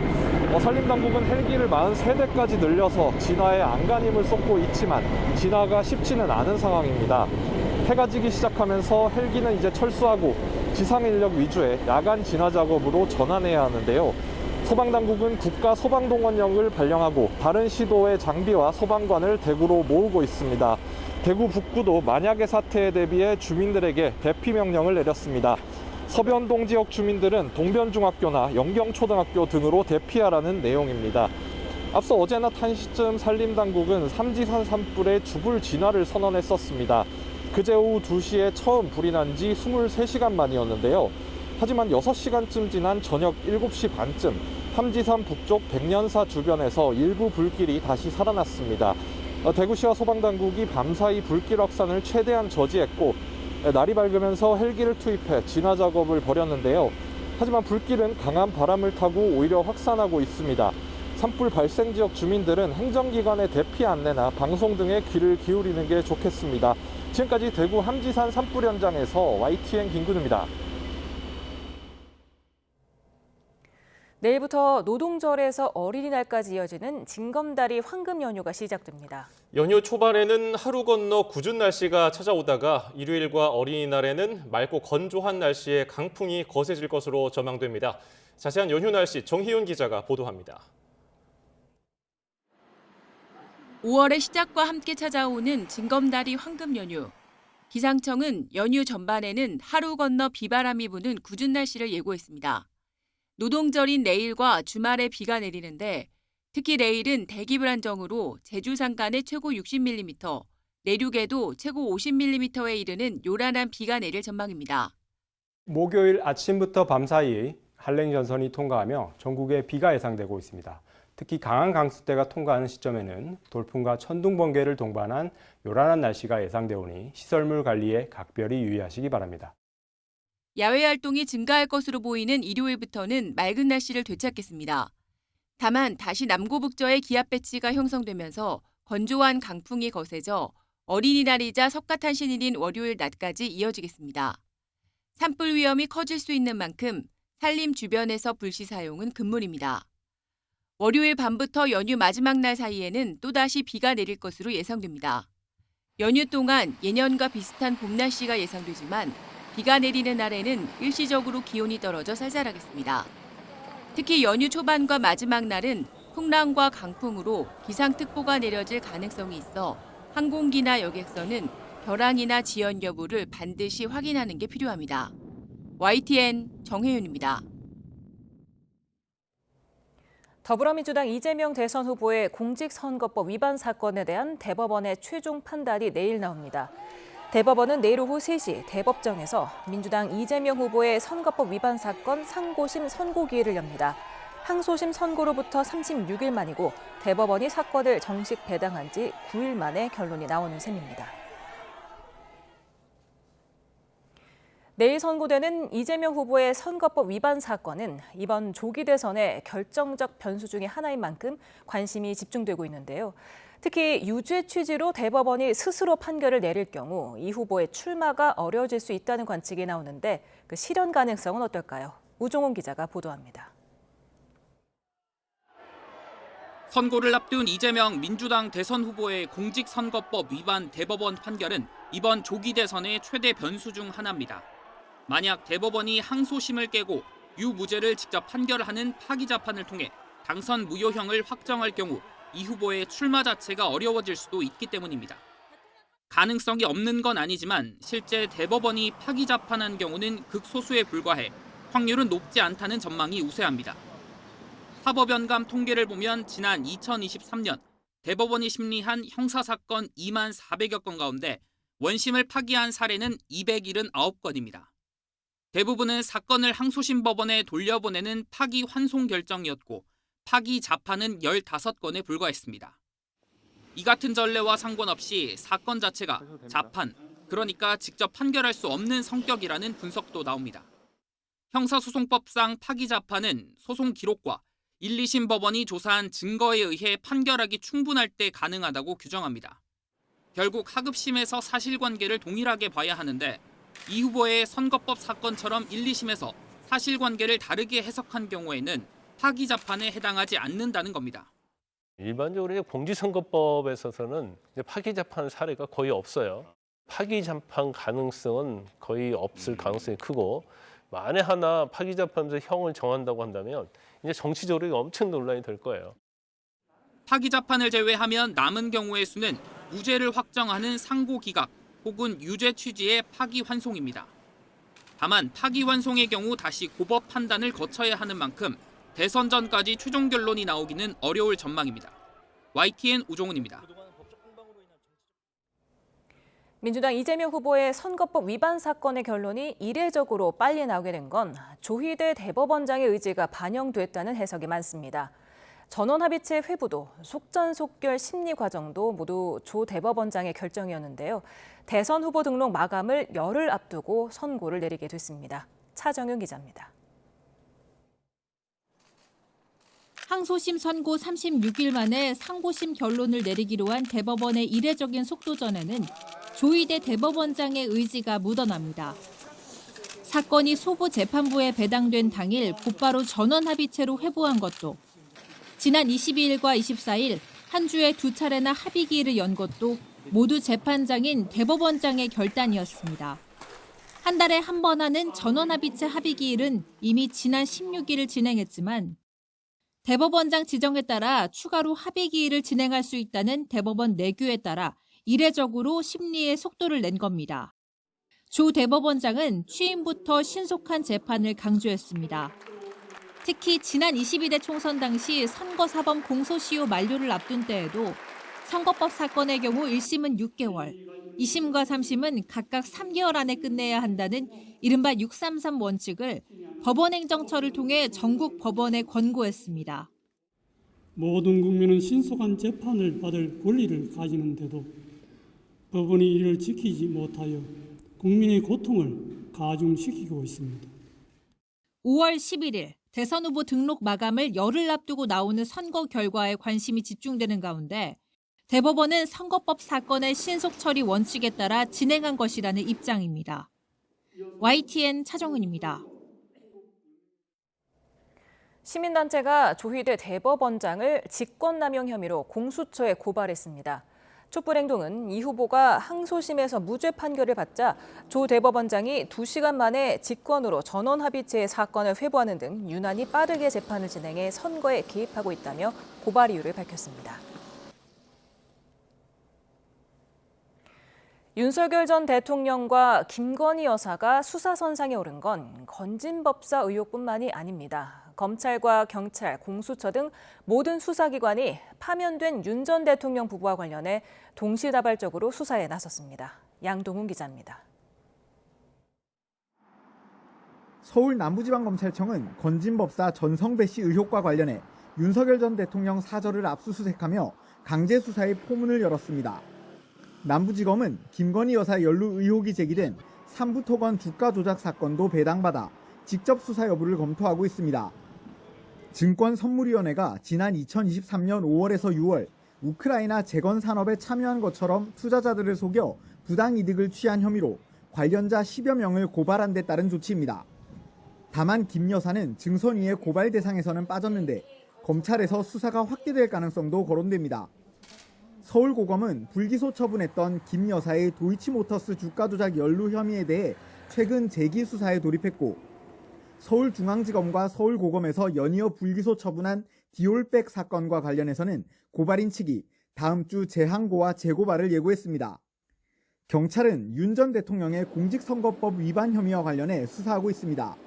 윤 전 대통령은 서울 강남구 가로수길에 선거관리위원회에 신고하지 않은 대선 캠프를 운영한 혐의로 지난해 11월 고발됐는데, 경찰은 가로수길 캠프가 차려진 화랑의 소유주 남매를 소환 조사하며 수사에 속도를 내고 있습니다.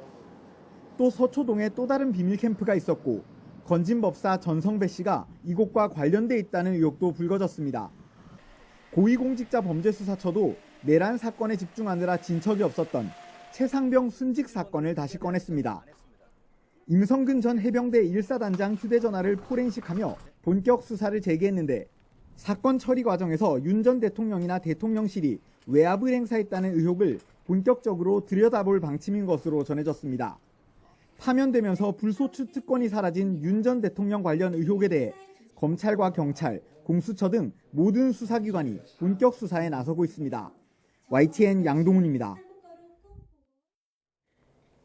김건희 여사 일가가 운영하는 요양원과 관련해 노인학대 신고가 접수돼 관계기관이 조사에 착수했습니다. 경기 남양주시청과 국민건강보험공단은 남양주 화도읍에 있는 A 요양원이 입소 노인에게 불량 식재료를 이용한 음식을 제공했다는 공익신고를 접수해 모레까지 현장 조사를 진행한다고 밝혔습니다. 신고에는 A 요양원이 노인 학대 정황이 있다는 내용과 인력 배치 기준을 어겼다는 내용이 담긴 것으로 확인됐습니다. 검찰이 문재인 전 대통령을 뇌물죄 혐의로 재판에 넘긴 가운데 문 전 대통령과 변호인단이 수사에 관여한 검찰 관계자를 직권남용과 피의사실 공표 혐의로 공수처에 고발했습니다. 민주당 전 정권 정치탄압대책위는 문 전 대통령의 검찰 고발은 정당한 방어권 행사이자 진실을 밝히기 위한 당연한 절차라고 말했습니다. 더불어민주당이 제21대 대선을 이끌 진짜 대한민국 선대위를 출범시켰습니다. 민주당은 상임 총괄선대위원장인 윤여준 전 장관과 정은경 전 질병관리청장, 강금실 전 법무부 장관 등 총괄 선대위원장들이 참여한 가운데 국회의원회관 대회의실에서 출범식을 열었습니다. 상임 공동선대위원장을 맡은 김민석 최고위원은 경청하며 올인하자는 게 이재명 후보의 방침이라면서 전국 방방곡곡에서 경청 메모를 모아 이를 백서로 만들어서 국정에 반영하겠다고 말했습니다. 대선 본선을 이끌 민주당 중앙선대위 총괄위원장 중에는 김동명 한국노동조합 총연맹 위원장도 포함됐습니다. 선대위 출범식과 함께 이재명 후보는 근로시간 단축 등 노동정책 공약도 내놨는데 이 분야에서는 좌클릭 행보가 아니냐는 분석도 나옵니다. 정인용 기자입니다. 한국노총 김동명 위원장이 민주당 중앙선대위의 핵심인 총괄선대위원장 7명 가운데 1명으로 임명됐습니다. 정은경 전 질병관리청장과 함께 비정치인 출신으로 앞서 지난 대선 땐 선대위 출범 석 달여 만에 민주당 상임선대위원장직을 맡았습니다. 하지만 이번엔 직의 무게도 무거워진 데다 출범과 동시에 합류한 만큼 이재명 후보 노동정책에 영향력이 더 강해질 거란 평가도 나옵니다. 노동자가 국민이고 국민이 노동자입니다. 6월 3일 노동자가 승리하고 국민이 승리하는 그런 대한민국을 함께 만들어가겠습니다. 한국노총이 추진 중인 정년 연장 등의 속도가 붙을 거란 전망이 유력한데 실제 민주당은 관련 TF를 출범시켰고 오는 11월까지 입법하겠다고 예고하기도 했습니다. 마침 이재명 후보는 포괄임금제를 개선하고 주 4.5일제를 도입하는 기업을 확실하게 지원하겠다며 노동공약도 발표했는데 역시 노동계가 꾸준히 요구해온 방향과 맞닿아 있습니다. 파업 노동자 책임을 완화하는 이른바 노란봉투법 재추진 가능성에도 무게가 실리며 경제는 우클릭, 노동은 좌클릭이란 해석도 제기됩니다. 진짜 대한민국을 위해서 첫째, 민생을 최우선으로 한 정책을 제시하겠습니다. 국민 삶을 지키는 실질적 해결책을 마련할 것입니다. 이재명 후보가 선대위 인선에서 통합과 다양성을 최우선 가치로 삼은 만큼 이 후보 정책도 분야별로 좌우를 넘나들 거란 분석이 적지 않습니다. 일각에선 이 후보 정책의 신뢰성에 의문을 제기하는 목소리도 나오는데 동시에 중도층을 끌어안을 실용주의란 반론도 만만치 않습니다. YTN 정인용입니다. 국민의힘 김문수 대선 경선 후보는 종합소득세에 물가 연동제를 도입하고 기본 공제액을 현행 150만 원에서 300만 원으로 높이겠다고 공약했습니다. 김 후보는 서울 여의도 캠프 사무실에서 중산층의 실질적 세금 부담을 낮추겠다며 이 같은 내용을 골자로 한 공약을 발표했습니다. 국민의힘 한동훈 대선 경선 후보가 청년층과 중산층 대상 공약을 발표했습니다. 한 후보는 학자금 상환 의무 연간 소득 기준을 월 237만 원에서 월 300만 원 수준으로 상향하고 최대 1년간 조건 없이 학자금 대출 상환을 연기할 수 있는 상환 방학 제도를 신설하겠다고 밝혔습니다. 오는 3일에 결정될 국민의힘 대선 후보 최종 1인 자리를 두고 김문수, 한동훈 양측이 각축전을 벌이고 있습니다. 결국 본선 경쟁력을 내보이는 게 관건이 될 것으로 보이는데 보수 진영의 시선은 크게 두 가지 잣대로 향하고 있다는 분석입니다. 임성재 기자입니다. 남은 국민의힘 경선 레이스의 최대 화두는 역시 어느 후보가 이재명 후보를 꺾을 적임자임을 인정받느냐가 될 거란데 큰 이견은 없습니다. 최종 후보를 추리는 주요 잣대인 셈인데 삶의 궤적을 바탕으로 김문수, 한동훈 두 사람의 대-이재명 전략은 확연한 차이를 보인다는 평가가 많습니다. 애초 노동운동가로 출발한 김 후보는 노동 현장의 목소리부터 기업의 고충까지 진보와 보수를 아우르는 폭넓은 경험이 강점으로 꼽힙니다. 공장에 가서 7년 생활했는데 해고도 2번 되고 감옥에도 2번 가고 이런 어떤 어려움도 겪었고 빈부와 노사를 모두 화합, 통합해서 다만 과거 자유통일당 전력 등 뚜렷한 색채는 되려 중도 무당층으로의 외연 확장에 한계를 보일 거란 지적도 동시에 나옵니다. 엘리트 검사 출신인 한동훈 후보에게선 이 후보의 사법 리스크를 더 부각하는 구도를 만들 수 있다는 점에서 승산을 거는 기대감이 적지 않습니다. 불체포 특권이라든가 이런 부분 약속해놓고 지키지 않고, 그리고 최근에는 선거법 선고 직전에 위헌법률 신청을 당을 동원해서 한다든가 기본을 지키지 않습니다. 물론 넘어야 할 산도 적지 않은데 또 검사냐는 반문과 함께 대중의 국정 운영 능력을 보여줄 기회가 적었다는 건 채워야 할 점으로 남습니다. 보수 진영 내 빅텐트 공감대 속에 한덕수 대통령 권한대행과의 단일화 문제도 승자를 가를 변수가 될 거로 보입니다. 김 후보는 이미 여러 차례 한대행과의 단일화를 수용하겠다는 메시지를 낸 반면 단일화 필요성은 다 이야기했지 않습니까? 다 있다고. 입당해서 경선을 빨리 하는 게 어떠냐. 2인에다가 플러스 3 하자. 이런 분도 하나의 안도 있을 수 있고. 한 후보는 연대 가능성을 닫아두진 않으면서도 당의 경선 과정에 자꾸 단일화 이야기가 나오는 데에는 반대의 뜻을 분명히 했습니다. 국민의힘 당원도 아니고 출마 선언을 하지도 않은 사람과의 단일화까지 그렇게 구체적으로 얘기하는 것은 이건 지금 국민의힘의 경선을 힘을 빼는 겁니다. 당심 50%, 민심 50%가 반영되는 국민의힘 경선 규칙 아래 김문수, 한동훈 마지막 남은 두 후보가 이 본선 경쟁력과 반면 빅텐트론을 놓고 치열한 수싸움을 벌이고 있습니다. YTN 임성재입니다. 한덕수 대통령 권한대행은 내일 오후 대선 출마를 위해 공직에서 사퇴할 것으로 보입니다. 정부와 구 여권 관계자 등에 따르면 한 대행은 내일 오전까지 대통령 권한대행으로서의 일정을 소화한 뒤에 오후에 사퇴하는 방안을 유력하게 검토 중인 것으로 알려졌습니다. 범보수 진영에서는 이른바 빅텐트론의 한 축으로 거론되는 개혁신당 이준석 대선 후보의 행보에도 눈길이 쏠립니다. 민주당 이재명 후보에 맞설 보수 단일 후보 선출 시에 이준석 후보도 동참하지 않을까 하는 기대감도 엿보이는데 이 후보는 거듭 선을 긋고 있습니다. 윤웅성 기자입니다.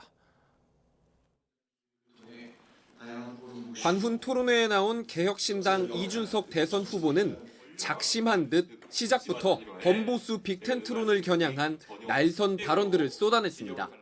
단도직입적으로 말씀드려서 그럴 일은 없습니다.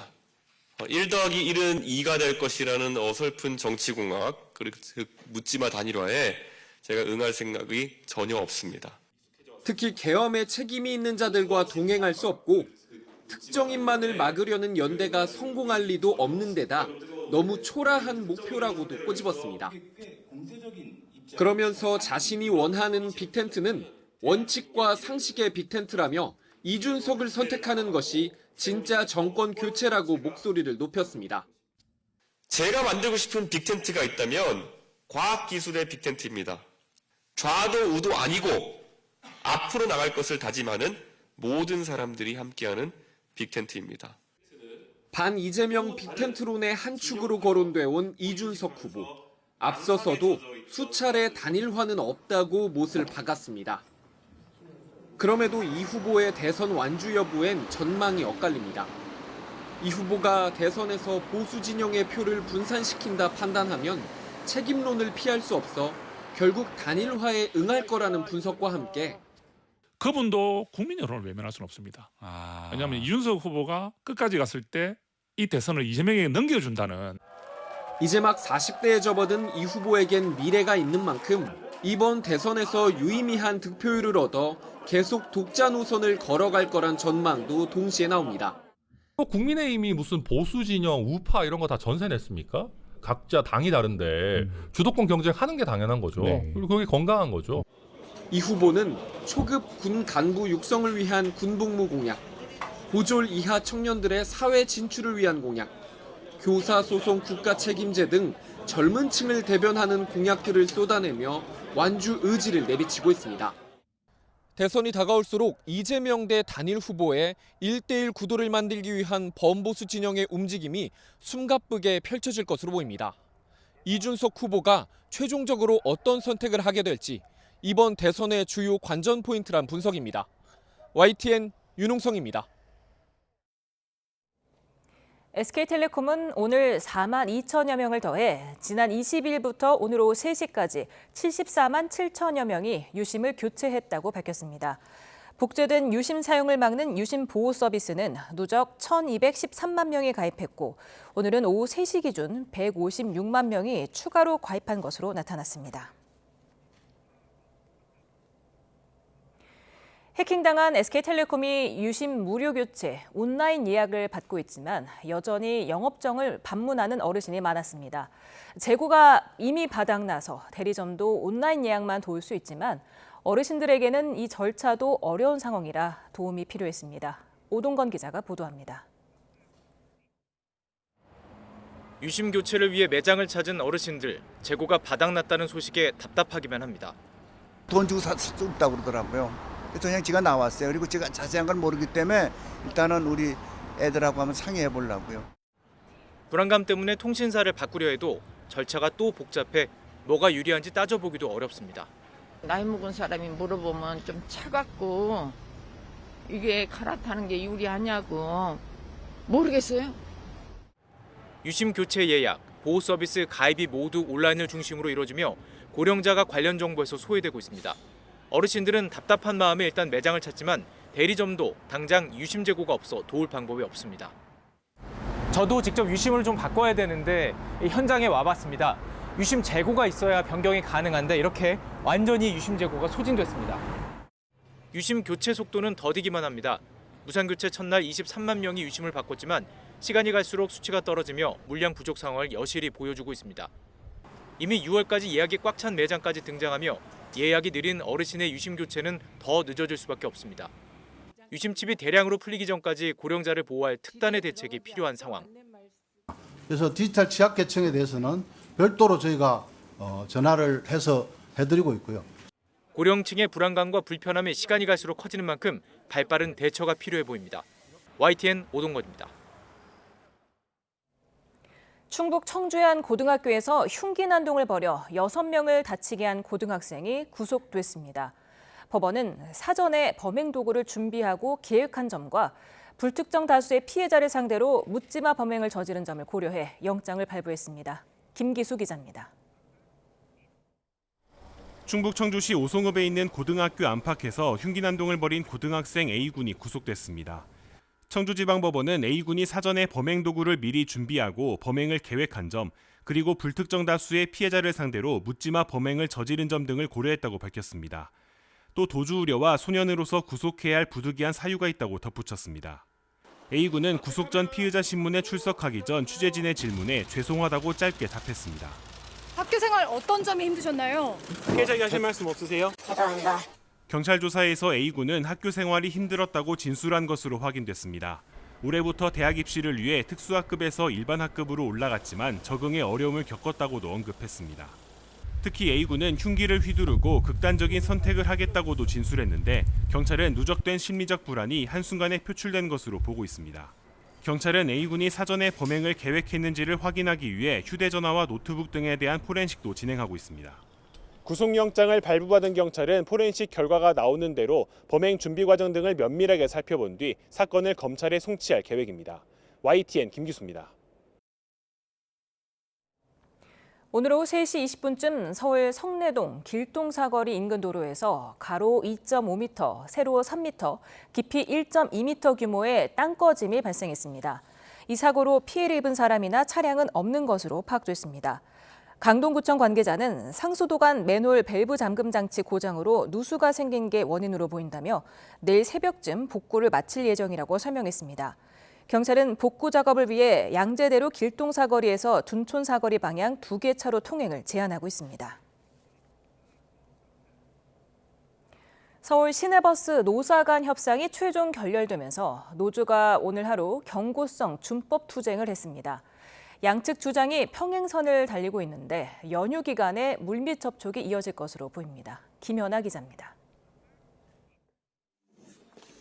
버스 노사가 9시간에 걸친 최종 중재에서 결국 결렬을 선언했습니다. 쟁점은 임금 인상과 통상임금 대상으로, 특히 사측은 임금 체계를 바꿔 통상임금 수준을 유지한 뒤 임금 협상을 하자고 나섰지만 노조는 통상임금은 논의 대상이 아니라며 임금 협상부터 주장해 평행선을 달렸습니다. 임금과 상여 모두 동결하되 임금 체계는 차후 논의하자는 중재안은 노사가 모두 반대했습니다. 모든 것이 전부 다 삭감하고 또 통상임금에 대해서는 조정 안 해도 그게 없는 것인데 그 협상 테이블로 들고 나왔기 때문에 저희들도 그 많은 금액을 안고 가기에는 너무 이제 무리되는 부분이 있어서 결국 통상임금 문제가 여러 지금 이 업계에 파급 효과를 미치고 있는데 이런 부분에 대해서는 뭔가 좀 사회적인 합의가 필요하지 않을까. 협상 결렬에 따라 노조는 안전 운행을 표방한 준법 투쟁을 시작했는데 신호나 휴게 시간 준수, 승객 착석 뒤 출발 등의 정도라서 실제 시민들에게 큰 불편은 없었고 노동절부터 이어지는 연휴 기간에도 사실상 정상 운행하며 물밑 접촉을 이어갈 예정입니다. 노조는 연휴 뒤 8일 전국 지역 대표자 회의에서 향후 대응 방안과 투쟁 방침을 결정할 계획입니다. 서울시가 원만한 합의에 총력을 기울이겠다 한 만큼 극적 타결 가능성도 나오지만 양측의 입장차가 워낙 커 결과를 낙관하기는 어려운 상황입니다. YTN 김현아입니다. 정용진 신세계그룹 회장 초청으로 방한한 트럼프 행정부 실세 중의 실세, 트럼프 주니어를 만나기 위해 재계 인사들이 총출동했습니다. 때 맞춰서 방한한 미 해군성 장관은 우리나라 양대 조선소를 찾아 조선 협력을 논의했습니다. 이승은 기자입니다. 트럼프 주니어가 머문 신세계그룹 산하 서울 특급 호텔. 주위는 평소와 크게 다르지 않았지만 순찰하는 경찰의 모습에서 긴장감이 느껴집니다. 아침부터 트럼프 주니어를 만나기 위해 재계 총수들의 발걸음이 이어졌습니다. 한화그룹의 경우 김동관, 동원, 동선 3형제가 모두 출동했습니다. 방산이나 에너지 등 한화의 주력 사업군에 대한 협력 논의가 이뤄진 것으로 보입니다. 네이버도 이해진 의장이 1시간 정도 따로 만나 인공지능 협력 방안에 대한 대화를 나눴습니다. 신유열 롯데지주 미래성장실장, 이재현 CJ그룹 회장, 서정진 셀트리온 회장, GS에너지 허영수 사장 등 다양한 분야 기업 대표들이 트럼프 주니어를 만났습니다. 이번 방안은 트럼프 행정부와의 소통을 위한 가교 역할을 해달라는 재계의 요청에 따라 정용진 신세계그룹 회장이 평소 친밀한 관계인 트럼프 주니어를 초청하면서 이뤄졌습니다. 트럼프 주니어는 트럼프 1기 때는 러시아와의 내통 의혹, 이른바 러시아 스캔들에 얽혀 뒷전에 있었지만 2기에서는 전면에 나서 JD 벤스 부통령 발탁 등 인선까지 좌지우지하고 있습니다. 때맞춰 방한한 존 펠란 미 해군성 장관은 HD 현대중공업과 하나오션 조선소를 방문해 미국 함정 건조와 유지보수 정비 협력 방안을 논의했습니다. 펠란 장관은 앞서 일본을 방문해 조선소를 둘러보고 일본 언론과 만나 세계 조선업계 2위인 한국, 3위인 일본과 하나가 돼 미국의 부활을 목표로 할 것이라고 말했습니다. 본격적인 통상 협의를 앞둔 우리나라가 내실 있는 협력 관계를 이끌어낼 수 있을지 관심이 모입니다. YTN 이승은입니다. 지난주 한미 2+2 통상협의에서 미국 측이 만족감을 나타낸 분야, 바로 한국 조선업과의 협력 방안이었습니다. 트럼프 시대를 맞아 다시 날개를 펴고 있는 우리 조선업은 방산 등으로 영역 확장을 꾀하고 있는데요. 한국 조선업의 힘이 어디에서 나오는지 박기환 기자가 정리했습니다. 트럼프 대통령은 미국의 해상 패권을 지키기 위해 강력한 대중국 견제 대책을 잇따라 내놨습니다. To boost our defense industrial base, we are also going to resurrect the American shipbuilding industry, including commercial shipbuilding and military shipbuilding. 문제는 미국이 선박을 건조할 능력이 사실상 없다는 점입니다. 대형 선박과 군함을 건조할 수 있는 미국 내 민간 조선소는 1990년대 20곳 정도에서 현재는 7곳 정도로 쪼그라들었습니다. 정부 지원금이 줄어든 데다 가격 경쟁력에서도 밀려났습니다. 미국의 주요 항구 입항 기준으로 대형 상선의 40% 정도가 중국산이라는 분석도 나옵니다. 중국에 대한 의존도가 높아지자 트럼프 대통령은 당장 미국 내 생산 대신 기술력을 갖춘 한국에 도움의 손길을 내밀었습니다. 한국 조선업계에는 글로벌 선사들의 발주가 끊이지 않고 있습니다. LNG 가스를 연료로 사용하는 LNG 운반선부터 메탄올 추진 선박까지 세계 최고 수준의 친환경 선박들이 바로 이곳에서 건조되고 있습니다. 운반선에 대한 풍부한 건조 경험을 바탕으로 화물창 보온 작업 기술력, LNG 화물 운영 시스템, 재핵화 시스템 등을 지속적으로 고도하여 무엇보다 관심이 쏠리는 건 방산 협력입니다. 미국이 향후 30년 동안 매년 42조 원 규모 군함을 발주하겠다고 밝힌 데다 유지 보수 비용도 연간 10조 원에 달하기 때문입니다. 미국은 다른 나라에서도 군함을 건조할 수 있게 하는 법안을 추진하며 본격 준비에 나섰습니다. 우리 조선사들도 본격적인 미국 방산 진출을 위한 준비를 하고 있습니다. 본격 수주에 앞서 현지 생산 거점 확보를 위해 미국의 조선소를 인수하거나 군함을 건조할 수 있는 미국 방산 기업과의 협력 체제를 구축했습니다. 2+2 고위급 협의가 성공적이었다는 미국 측 반응도 조선 분야 협력 덕분이라는 분석도 나옵니다. 안덕근 산업부 장관은 미국 정부가 가장 목말라하는 조선업 역량 강화를 제안한 게 잘 맞아들어갔다고 평가했습니다. Hanwha has recently bought the Philadelphia shipyard, so they're going to look at enhancing that and making that better. So bringing their capital and skill sets here, I think, will be important. I think this is very, very critical thing you've pointed out. 한미 협력 확대가 확실시되는 가운데 어두운 터널에서 벗어난 한국 조선업계가 어디까지 날 수 있을지 기대가 커지고 있습니다. YTN 박견입니다.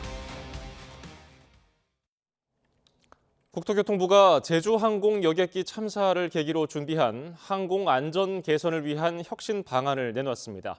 사망자 발생 사고를 일으킨 항공사는 운항을 제한하고 둔덕 형태 방위각 시설을 제거하는 내용이 담겼습니다. 공항 관리와 같은 하드웨어적 측면에만 치중한 점이 한계로 지적됩니다. 최도희 기자입니다.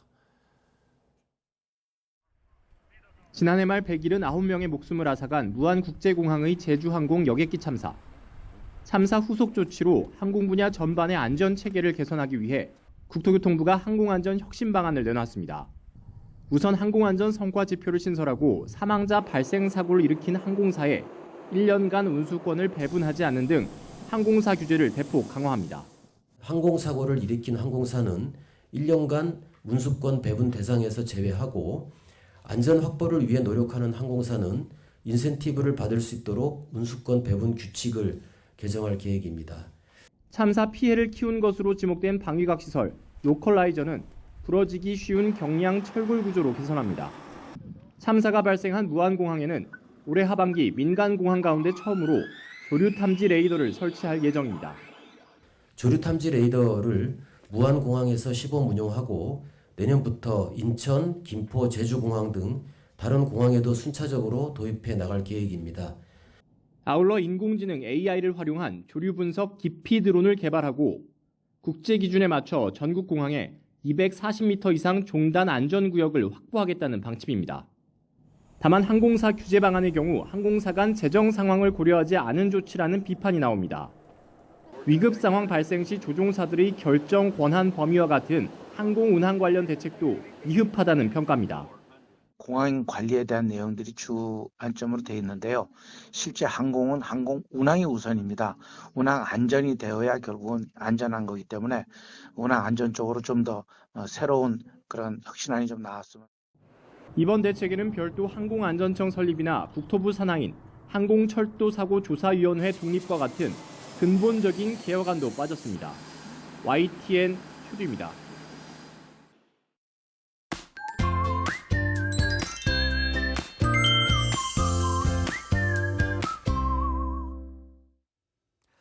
요즘 대기가 무척 메말라 있는데요. 5월의 첫날이자 노동절인 내일은 전국에 단비가 내리겠습니다. 네, 북서쪽에서 비구름이 유입되면서 오전부터 오후 사이 전국으로 비가 확대되겠는데요. 건조함을 달래줄 단비지만 요란하게 내릴 것으로 보이죠. 네, 맞습니다. 우선 서쪽 지역은 오전부터 오후 사이, 그리고 동쪽 지역은 오후에 시간당 10에서 20mm의 강한 비가 오겠고, 여기에 돌풍과 벼락을 동반하거나 쌀락 우박이 떨어지는 곳도 있겠습니다. 비는 밤에 서쪽 지방부터 점차 그치겠고요. 예상되는 비의 양은 경기 북서부와 제주 산간에 최고 60mm, 그 밖의 지역은 5에서 많게는 50mm가 되겠는데요. 건조경보가 내려져 있는 동해안을 중심으로는 비의 양이 워낙 적기 때문에 건조특보가 유지될 가능성이 있겠습니다. 내일 비가 내리면서 때 아닌 고온 현상이 누그러지겠습니다. 서울 낮 기온 18도, 광주 22도, 대구 23도 등 예년과 비슷하거나 조금 낮아지겠습니다. 이번 주말에는 또다시 전국에 비가 오겠고요. 어린이날 밤에 남부지방을 시작으로 연휴 마지막 날에는 중부지방에도 비가 내릴 가능성이 있겠습니다. 또 비가 내릴 때마다 일시적으로 기온이 떨어져 날이 쌀쌀해질 전망입니다. 날씨 캔버스의 원이다. 김수현이었습니다. 오늘 뉴스 플러스는 여기까지입니다. 시청해주신 여러분 고맙습니다.